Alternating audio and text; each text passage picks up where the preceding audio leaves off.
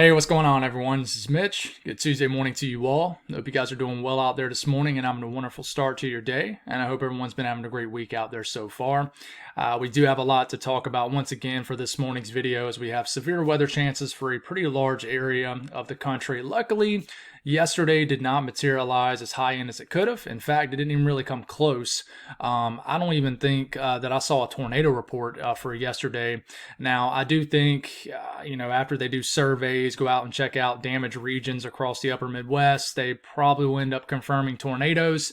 But from what I saw, it was just damaging wind and hail reports. So we're lucky that happened, but of course, just because yesterday did not materialize in one of those higher end scenarios, that don't mean today won't. So we need to speak on this in great detail, and that's exactly what we'll do. The first thing we'll discuss is the latest from the Storm Prediction Center, and we'll break that down, and then we'll section off each state as far as what the radar could look like later on this morning to the afternoon into the evening hours. Just remember that, some of this model guidance that I show you guys that's what it is. It's just model guidance. It isn't exactly what's going to happen. Models do fail us often. I would say yesterday they did pretty well. The HRRR model did pretty good with yesterday's event, in my opinion. It was void of any kind of storm activity in the middle of Iowa. And nothing happened in the middle of Iowa. I know there was sections that it showed storms, and that's exactly where the storms were. And altogether, short-range model guidance did not really like the idea of a moderate risk. It didn't support it, and it done well. There's many times where it doesn't support what the Storm Prediction Center is saying, and the Storm Prediction Center ends up being right. So, it's a learning as we go kind of thing. I don't think anybody pretends like they know exactly what's going to happen. If they do, then of course they're leading you astray, I would say. But here's another day, the morning of, and we need to figure out this event. We will speak a little bit on tomorrow's event also, but not get super detailed on that. All the focus will be on today's severe weather threat for this morning's video. If you guys have not subscribed, certainly consider doing that. Like the video if you like it. And of course, if anybody has anything that I can pray about or pray over, please put it in the comments below. And I will have a Bible devotion for the very end of the video if you're interested in that. Let's get rocking and rolling this morning. So, a broad look at what's going on. Enhanced risk in the orange. We don't have a moderate risk right now. That could change, but I don't anticipate one. But we do have an enhanced risk in the orange, level 3 out of 5, and we have that down here too. So sort of a bimodal look here as far as the two highest risk areas. A slight risk is connected from Texas all the way up to New York, all the way up into areas of southeast lower Michigan. Level 2 out of 5 in the yellow. The dark green is level 1 out of 5, what we call a marginal risk. Now let's section this off a little bit better for us.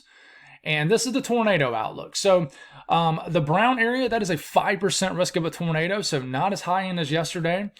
And then the green area, that is a 2% risk of a tornado. So Lubbock, Midland, over to Childress, Abilene, all the way up into Lawton, just about to Norman, just south of Oklahoma City, 5% risk. But just note that these outlooks could change confidence because it could increase one way or the other. And just a 2% risk of a tornado up through areas of Kentucky, northern Arkansas, southern Missouri. Now, the wind outlook in the yellow area, that is a 15% risk of winds exceeding 55 to 60 miles per hour or higher. And in the black outline region right here with the black dashes going in between, that is a hatched risk. So that means you have a chance at significant winds, which could be 75, 80, 85 miles per hour or higher. So I really want to watch out for this area today in regards to severe weather. But that 15% risk area goes all the way up through into the northeast, which I'll show you here in a second. And then the hail threat in the yellow region, that is a 15% risk of hail exceeding 1 inch in diameter or larger. In that red area, that is a 30% risk of that. And then the black outline region, which covers some of the yellow area and all of the red 30% area, that is also on its own, a 10% risk of significant sized hail, which is 2 inch in diameter or larger. So that's the southern mode of this. Now, what about the northern mode? All right, there is a little bit of a larger tornado risk. And if you kind of go back to the videos discussing this leading up to Tuesday's event, I always thought there would be a little bit of a higher end tornado threat up here in portions of the Ohio Valley and Northeast. We don't have a 10% risk, but as of now, we have a 5% risk of a tornado in the brown area. Dayton, Columbus, Cleveland, Pittsburgh, Buffalo. Well, Buffalo looks to be in the 2%, but all the way up almost into Binghamton, all the way up through Syracuse and into the Tug Hill Plateau, into the areas of the Adirondacks. There's a 5% risk of a tornado within 25 miles in a given location. In that green area, that is a 2% risk, okay? And then the wind outlook in the red area, make sure this is the wind, yep. In the wind outlook, the red area is a 30% risk of winds exceeding 55 to 60 miles per hour. There will definitely be better wind energy and the low levels of the atmosphere up in this region for today, as we will have a strengthening low-level jet overhead throughout the morning and afternoon hours. The yellow area, that is a 15% risk of damaging winds exceeding 55, 60, 65 miles per hour. Hail threat, and the yellow, that is a 15% risk of hail exceeding 1 inch in diameter or larger. Now, I do want to mention the flash flooding threat also. And we will speak on how much rain you guys get over the next 36, 48 hours when we break it down state by state. But, in this red area, guys, you guys have gotten a lot of rain, just rounds after rounds after rounds of thunderstorms over the last couple of weeks. That red area, which includes Oklahoma City, Tulsa, Wichita Falls, Lawton, Ardmore, 40% risk of flash flooding occurring. The yellow area is a 15% risk of that, which extends all the way up into St. Louis, into southern Illinois, all the way down to Lubbock, Big Springs, Abilene, Texas. So be aware of that. Now let's break it down state by state as far as radar simulation. So we'll start off west to east. So, if you just want to hear about Illinois, Indiana, there'll be a timestamp for that. If you just want to hear about New York, there's a timestamp up for that. So just remember, timestamps are up. I know some people look at the videos and are like, man, 30 to 40 minutes long. I ain't watching all that. You don't have to. You can just utilize the timestamps. They're there to help you folks out. I spend about 5 minutes after every video putting them there to help people out. I don't expect people to watch a 40-minute weather video. I don't. But if you do, guys, I appreciate the heck out of you. But let's start off in Southwest Texas first. 8 a.m. There's nothing going on this morning. We take it to about early afternoon. Time frame up here. We get to about 2 at 3 p.m. Could be some strong to severe storms already developing kind of north of Big Spring and Abilene. And these, you see the circle coming off this one, just outside of Post. These could produce tornadoes and very, very large hail. And then we start to get to about 5 p.m. Still some storms dancing around up here north of the Big Spring, Abilene area. Storms starting to fire here near Midland, Big Spring. And then we start to get into about 7 p.m. We get more clustering up of storms right here in this area. Not a whole lot going on down here, but we do have storms up in this region.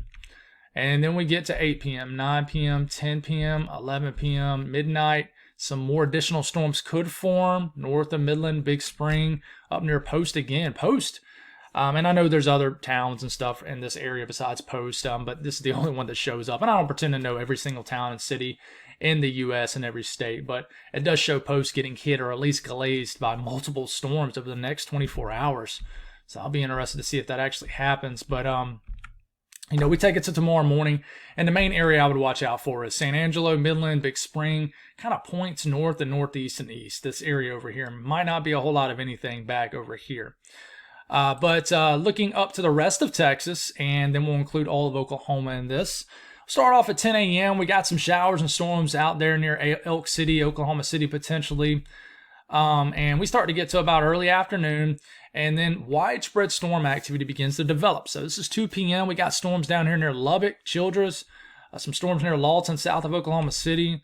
And then we take it to about 4 p.m., and then we start to get widespread severe storms, potentially supercells. And this is why you do have that higher tornado risk down here. Look at all these. These look like supercells forming kind of between Amarillo and Lubbock. Down here southeast of Lubbock, like I said, this potentially isn't exactly where these storms will fire, but you got some pretty significant severe weather down here near Wichita Falls, Childress, Lawton, storms down here near McAllister. And then we take it to about 6 p.m. A lot of heavy rain could begin to fall. Some of the storms begin to train over some of the same regions. Heavy rain up here, Stillwater, Tulsa. Look at these storms south of Oklahoma City, the 6, 7, 8 p.m. And if you're wondering what those circle things coming off some of these storms are, this is indicating intense updrafts, maybe rotating strong updrafts capable of producing large hail, even a tornado. So not a lot of wind flow with these, low-level shear and stuff like that. But listen, there's enough to get the job done. And then we get 9 p.m., just another cluster of storms riding north and south and along the Red River down here. And these could be quite intense, guys. And there's a chance that maybe the worst of the severe weather stays south of Oklahoma City. But like I said, this isn't exactly what's going to happen always. And then midnight tonight, just a lot of heavy rain showing up for southeast areas of Oklahoma and central Oklahoma. And then we got more storms that fire behind it. Another cluster of storms. This is like 2, 3, 4 o'clock in the morning. And Childress getting hit. Nasty storms down here. And then we're just getting into the wee hours of the morning, getting into tomorrow morning to just another clustering of storms going over some of the same areas. So I'm telling you, some of these regions right in here could get hit by multiple rounds of storms. And that's why if we go up here and we look at the rainfall between now and about 1 a.m. Thursday, Lawton up to Oklahoma City, Tulsa, 4 to 5 inches of rain is possible. In this corridor in yellow, over 4 inches of rain. But I mean, the red, that's over 3 inches. It shows many town names and cities. A lot of rain could fall. Do not let the flash flooding threat take you by surprise in these areas, guys. Now let's go on and book it up to Arkansas and Missouri. I'll include you guys in kind of one timestamp here. So Arkansas first. This is 9 a.m. time frame up here. Get to 10 a.m., 11 a.m. Some storms up in the northwestern portion of the state and northern counties could get some storms. Late this morning into early afternoon, and some of these could be strong to severe. See the circle things coming off these is where we could have rotating updrafts, stronger updrafts, large hail. Maybe you got the 2% risk of a tornado up through here. It's not high, but it is there. And in general, the look looks to be more so northern Arkansas. But you're going to get some storms that will try to fire even between El Dorado and Little Rock. 6, 7 p.m. We got clustering of storms down here. They could extend the higher risk of severe weather a little bit south in Arkansas. Right now, there's only a general risk of thunderstorms kind of south of Little Rock, but I could see them extending the marginal risk a little bit to the south. We'll see if that happens. But 8 p.m., 9 p.m., 10 p.m., 11 p.m. Don't let your guard down if you go to bed tonight in Arkansas and there ain't a whole lot going on. Could get more storms that move into the western areas of the state. And then we start to get into 1 a.m., 2 a.m., a lot of heavy rain. Begins to move into Fort Smith, down to Mena, up to Fayetteville, Rogers. A lot of heavy rain begins to move in. And some of these, some of this rain, there could be embedded showers. There could be embedded strong to severe storms in these too. But just a big chunk of rain moves across this northwestern portion of the state. So that's what it could potentially look like in Arkansas throughout the next 24 hours. Missouri, we are going to get, let's back it up a little bit. This is 8 a.m. We are going to get these storms that'll move into Missouri, southwestern areas, Joplin, Springfield this morning. I do think they'll try to lose some intensity, but there's a chance that they maintain themselves throughout the southern counties of Missouri. And so this is like 12 p.m. This is lunchtime today. You got some strong to severe storms kind of cruising through the southern sections of Missouri. Let's heads up down there. Look at St. Louis, maybe some storms midday. We'll talk about Illinois here in a second. And then we start to get into about middle of the afternoon, 4 o'clock. This is 3. It's moving really slow. 4 o'clock, 5 o'clock, mainly just showers, maybe some storms down to southern counties in Missouri. And then we start to get into about 8 p.m., 9 p.m., 10 p.m., 11 p.m. Not a whole lot going on, just showers. And then we get to midnight, we can get to the wee hours in the morning, and then that's what we have to watch for another kind of round of rain that moves into the southern areas of Missouri. But overall, it's kind of a weird day in Missouri where your worst of your weather could happen later this morning into early afternoon. You might get a break. Does anything significant happen in the later in the afternoon, evening hours? It might not. It might not. So, rainfall in this area, though, we need to watch out for that. Let's see, and let's look at 48-hour rainfall. I'm going to look at Arkansas here in a second, too, because I kind of left y'all hanging. But Joplin, Springfield, over 3 inches of rain possible between now and 1 a.m. Thursday. You get a little bit outside this region, 1 to 2 inches of rain is possible. In the purple region, around an inch or just less in St. Louis. And let's show you guys Arkansas because I kind of left you guys hanging.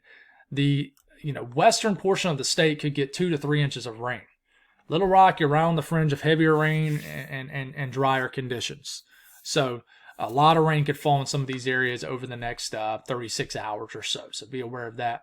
Now, Kentucky and Tennessee. Start off around 9 a.m. this morning. Time frame up here. This is lunchtime. And then around 3 p.m., some strong to severe storms could begin to develop in northern Kentucky. Two kind of things going on here. Northern and northeast Kentucky could begin to get some storms. And then whatever's kind of cruising out of Missouri and Illinois, which we'll talk about Illinois and Indiana here in a second, will begin to move into western Kentucky. But like I said, you got storms developing on their own here in northern Kentucky already, Lexington up to Cincinnati. Okay, but look at this round of storms moving in. 5 p.m. could be a really damaging wind driven, but some of these storms right in here could produce tornadoes. The further northeast you get in Kentucky, the better the tornado threat. We do have some storms cruising through the northern counties of Tennessee around 5 p.m. This is 6 p.m., 7 p.m. Just a lot of storm activity in central to getting into eastern Kentucky as we're getting into the late afternoon, really the evening hours, around 7 p.m. Some storms are cruising through the northern areas of Tennessee around this time. Some storms closer to Memphis. But altogether, I think the storm coverage will be muted a little bit in Tennessee. But we could get some storms around 9 p.m. Look at this line of storms moving through areas of eastern Tennessee and mainly eastern Kentucky. But I'd watch out in the northern Cumberland Plateau and getting into the Tri-Cities region later this evening, really into tonight, and we could get some storms and maybe additional showers and pop-up storms could get going later tonight. But in general, I think that this is mostly a Kentucky thing, but Tennessee, you could get definitely hit with some strong to severe storms. Indiana, Illinois here, 8 a.m., take it to about 10 a.m., 11 a.m., lunchtime time frame up here. Here comes some storms trying to bubble up, especially in southern Illinois. And I really think early to mid-afternoon could be your time frame, and anywhere in southern Illinois, Carbondale, anywhere. These storms look quite intense. Could be a damaging wind, large hail threat, and there is a risk of tornadoes. See the circles coming off and indicating intense updrafts in this region. Then we get some thunderstorms popping up around the Indianapolis area around 3 p.m. And then whatever is going to, hang with us in southern Illinois will eventually move into Evansville, Bloomington, Louisville, and just southern areas of Indiana, more so late in the afternoon, 4, 5, 6 o'clock in the afternoon. And then this will trail off into Ohio. And it just looks like one good sweep through in southern Illinois, southern Indiana through about late morning into about the evening hours. So the northern halves of these states, I don't see a whole lot. Ohio, this is when it gets interesting as far as a tornado threat. So them start around 10 a.m., not a whole lot going on. We get into about lunchtime, still nothing going on. Remember that time frame is up here for my folks in Ohio. I know I got a good bit of people tuning in from this region. 3 p.m., 4 p.m., then boom, storms start to really get going around 3 to 5 p.m.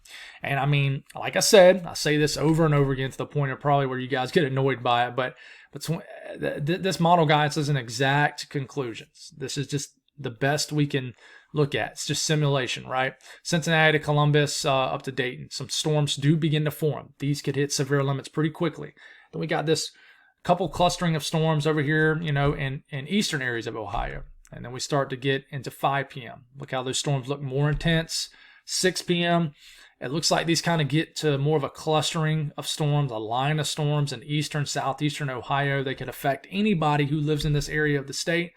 And this is 7 p.m. Storms kind of begin to move into West Virginia and to PA. And then I do think we'll get more storms behind that to form. So around 8 p.m., look at these intense storms around Cincinnati up to just south of Columbus, near Lancaster, Newark, over to Akron, Canton. And all I can tell you guys is these storms will have the capability, just enough wind energy to produce tornadoes. So to me, it looks like you get almost 2 rounds. You get the initial, this is 3 p.m., pop-up storms that could hit the severe limits. These kind of cluster up into a line, and then we could have additional stuff later in the evening around dinner time that gets going in central Ohio. The northwestern portion of the state doesn't look too bad, but that doesn't necessarily mean that it won't be. So, West Virginia, not a whole lot going on through the morning hours. 1, 2, 3, 4, 5, and then boom, some storms, as you can tell, starts to pop up in Ohio. And then this is around 7 p.m. Some storms should begin to enter the western state line of West Virginia. Wheeling, Parkersburg, down to Huntington. Some storms should begin to move in around lunchtime, give or take an hour. And these will cruise across the state of West Virginia. And really anybody in West Virginia could get it, especially the central to western portion as far as severe weather. And then 10, 11 p.m., just rounds of storms will move in. How strong or severe will these be? I don't think they'll be terrible, but they will. Some of them definitely will pack a punch with some damaging winds, some hail, and there is even a tornado threat with these. And then as you get into after midnight, things begin to kind of relax and clear on out. PA, starting off around mid-morning, getting to about lunchtime. 1, 2, 3, 4, 5, 6. Well, it's about 5 p.m. Boom, some strong to severe storms pop up in the western portion of the state. Pittsburgh, obviously a household name city in the U.S. You could get some nasty storms around 5 to 6 p.m., or you could totally miss them. It's very possible. And then just, different areas of storms forming. This is 6 p.m. They could be anywhere. These storms could very well be right on top of State College or St. Mary's, but on this particular run, it shows them down here and over here. So 7 p.m., just scattered strong to severe storms is the general theme. These could produce a quick spin up. There's a 5% risk of a tornado in some of these areas. And then we get into 8 p.m., 9 p.m., same general theme, right? Just rounds of storms. This is a day in PA, really anywhere. I will say this for anybody, for any severe weather event, you need to have a radar. You don't want to rely on this. This is just giving us our best guess. It's a simulation, right? This is midnight, so things begin to relax after that, calm down a bit. And then the last area we'll look at, and we'll include, Vermont and, of course, all of New York into this. And after you get into areas further east, severe weather chances drop off significantly. But, 2 p.m., 3 p.m., not a whole lot going on. 4 p.m., look at how those storms explode between Jamestown and Buffalo. This is where your best, probably kinematics wind energy for tornadoes will most likely be. So we could get a few tornado warnings in western New York today. So you see those storms around 4 p.m. that pop up here. Large hail, wind threat, tornado threat will be there. And then these clustering of storms will begin to move near Rochester, sweep across western New York in general. My friends here in southern Ontario, please be careful. These storms will be significant also. Syracuse gets walloped by a round of storms around 5 to 7 p.m. it looks like based off this. You see more storms popping up along the southern tier of New York also. Some storms up here in the Adirondacks. And then, it looks like a pretty intense round of storms sweeps through central New York. We got areas of storms near, Ithaca, Binghamton down here also. And it looks like they get pretty intense about dinner time in central New York, and then they looks like they begin to lose some steam, lose some gas as they begin to enter the eastern portion of the state, but still could get storms in Albany later tonight, and we start to get into, say, the late night hours, and we just could be left with some rounds of heavy rain and storms in southern New York, but I do think that they begin to lose that severity level to them. Just to speak on a little bit on some of these parameters, let's work our way southwest and northeast. This indicates, this is the updraft velocity swath, so it tells us we're on this particular model run where some of the strongest updrafts could be, which means you can have your highest severe weather threat in general, better supercell threat, and it does like right here in northern Texas and southern Oklahoma. So please be careful in this area today. And then if we look at the, say the damaging wind threat in this region, if we could find doing some of this on the fly, damaging wind threat in this area. I hate how it jumps ahead like that. Anywhere where storms form. You see these pockets of orange. It's 40, 50, 60 mile per hour wind gusts, and you can see how it's around this area. And listen, we're going to probably get some strong to severe storms deep down in Texas too today. There's the possibility of it. It's kind of one area I didn't really check out. But this is really mainly driven off just gusty winds, but there could be some strong storms down here deep in southern Texas too, so we'll watch out for that. Heading on up the road, showing you the rest of Oklahoma, Missouri, and Arkansas. We could get some spinners in this region too, and it shows this corridor later this morning to early afternoon. It shows southern Illinois, southern Indiana, also into northern Kentucky. You see these pockets of color. This is where we just could have rotating updrafts, stronger updrafts, just stronger storms. The beefier the updraft, the stronger the updraft, the stronger the storm is likely going to be. And then we take it to the Ohio Valley. It doesn't show too much in a way of stronger updrafts, but this doesn't always indicate everything. We could definitely get some tornado warnings in Ohio and surrounding states today. And the damaging wind threat will certainly be there also. Let's look at this, go back to that. So all the way through tomorrow morning, you can see pockets of higher wind gusts, 40, 50 mile per hour wind gusts, especially down here in Kentucky, but into PA also. And the last area we'll look at here, this is the updraft helicity swath through New York. It highlights those clusterings of storms I just broke down for New York. Watch out for some tornadoes in this area today of New York. And of course, we definitely need to watch out for some strong gusty winds in this area. A lot of wind fuel will be here. And man, really shows it getting gnarly here in southern Ontario with some stronger wind gusts. I mean, look at Buffalo. This particular one wants a wind gust of 50 to 60 miles per hour through Buffalo. But you can see how it picks up on these little clusters right here of stronger wind gusts from these storms that sweep through New York today. I think these storms are going to pack one heck of a punch in New York today. And then, moving forward and looking at tomorrow's severe weather threats, I could see this upgrading for tomorrow. Right now, you have a slight risk from northern Texas through southeastern Oklahoma into northern and western areas of Arkansas. Level 2 out of 5, and we got a marginal risk that goes from West Texas all the way into areas of Indiana, Illinois, Kentucky, and southwest Ohio. But I could see this getting bumped up to an enhanced risk for tomorrow. Tornado threat is at a 5% risk already in this area. 2% risk extends all the way up to the Missouri-Arkansas line. But Dallas-Fort Worth, right in the heart of this, the wind threat, 15% risk of winds exceeding 55 to 60 miles per hour. And the hail threat is a 15% risk of hail exceeding 1 inch in diameter or larger. And just taking a look at what the HRRR model says for tomorrow morning's event, we'll kick it off for tomorrow morning. There's already going to be a nasty line of storms potentially in northern Texas ongoing. We'll see what happens with that. So, you already will be dealing with thunderstorm activity through Oklahoma into Arkansas because of that. But look at all these clusterings of cells that form in Texas. Man, I mean, these all look discrete. And I'm telling you, tomorrow could be a bigger event. It could uptrend. Not going to say you heard it here first, because I'm sure other people are thinking the same, but tomorrow could uptrend. You're seeing some discrete supercells. You're seeing these little circle things coming off of them, indicates more intense updrafts, rotating updrafts. Look at these supercells down here. And I do think that, the Dallas-Fort Worth area could get some nasty weather tomorrow evening. And just be aware of this. We'll discuss this in more detail as it comes to us. But there is a severe weather threat for Thursday, but it doesn't look like it's going to materialize as higher end as maybe I was thinking a few days ago. So just a marginal risk across a large area, though. But this could uptrend also. And I'm not seeing anything really after Thursday, but of course, it's spring, early summer. We're going to continue to get severe weather risk. But that's all I got, guys. Let's jump it back to here. Whew, it's a lot of information. I'm making pretty good time. Let me check my phone here. Oh, yeah, we're good. We're good. So we're going to read some scripture this morning. Get back to this.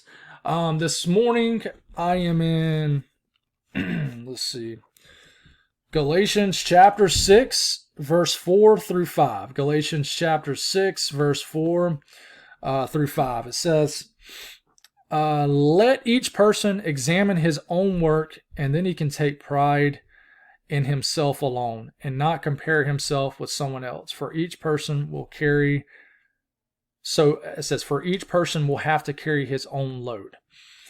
I think probably the thing that sticks out to most people is what it says right there. It says, not compare himself with someone else. And I think we all know that we've done that at some point in our life, and maybe you're doing it right now. And we live in a social media driven world, right? Where, you only see everybody's highs out there. You don't see a lot of people, posting about their lows. And, we had a sermon this past Sunday. It was fantastic. But something that our pastor said was, don't compare your real life with someone else's highlight reel. And man, I thought that was just a fantastic way of saying it. And it's true. A lot of people, and the sermon was about marriage and how your marriage should be. And, it was relating it to something else, obviously. A lot of people that are struggling in their marriages, and I know we're kind of getting off track here, struggling with their marriages. They like to compare, compare and contrast what they're going through with someone else's marriage maybe, and maybe they're posting that everything's going fantastic, their marriage, their kids, everything looks just great. And we hope it is, right? But underneath the surface, maybe it's not like that. And you begin to compare yourself to others. Like, why can't my marriage be like that, this, that, and the other? And I'm just leaving that as an example. But, I love to do this, guys. I like to relate scripture to an example of my life, because I think it helps me explain it better. But, I've been a victim to that. And it's self-inflicted.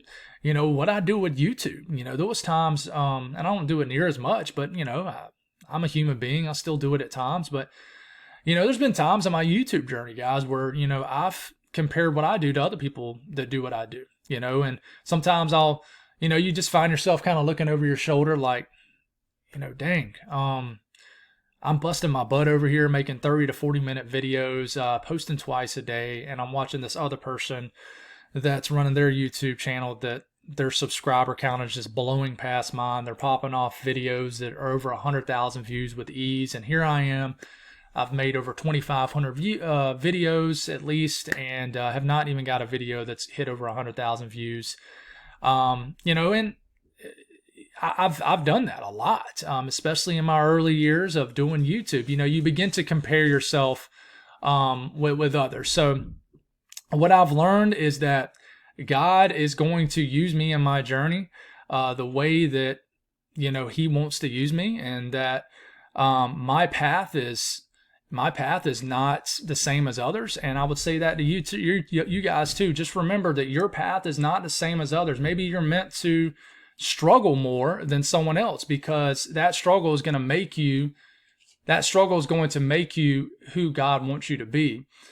So, just don't compare yourself to others. Don't compare what you got going on to somebody else's situation. And, just understand that, control what you can control. If there's things that, you can make better, then do it. If you're not called to do that, just go where you're called to be. And I know I'll always go back to that. God's will. I'm huge on that. And I feel like a lot of things can point back to the direction that you're called to be. I feel like everything connects, and I feel like God made it like that for a reason. But just, there is that age-old saying, comparison is the thief of joy. There's different ways it's worded, but I do think it's true. So, don't compare what you're going through and what you're experiencing with others, and just focus on your journey. The more that you focus on what you got going on, bettering yourself, the more that you stop doing that, and the more that you can help others on their journey along the way. And I really believe that. So, and I'm lucky. I'm lucky to say that I don't do that really much anymore, but occasionally I do, guys. I'm human, But I understand now more than ever. I always default to this, that God has me on a certain journey, and maybe He has me in this stage of my life for a reason, and I know He does. So, the grind continues, your grind continues, and just understand that, God has you where He wants you to be. Just trust in Him. So that's all I got. God bless all y'all. Have a wonderful day, and I'll talk to you again soon.